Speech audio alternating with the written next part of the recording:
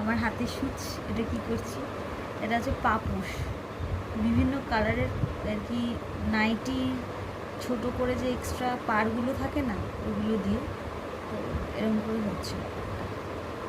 কেমন হচ্ছে তোমরা আমাকে কমেন্টে জানাবে। অনেকেই পারো, আমি অনেকগুলো আগে করেছি, তো এই সুন্দর সুন্দর কালারগুলো ভাবলাম ফেলে দেবো কেন, আগেও একটা ইউজ করছি, তো অল্টারনেট এটাও একটা বানিয়ে নিলাম আর কি। ঠিক আছে, এরকমভাবে করছি।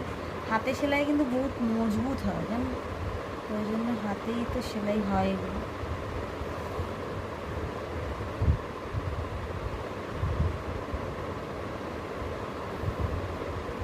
এইভাবে মানে জিনিসটা পুরোটা এরকম।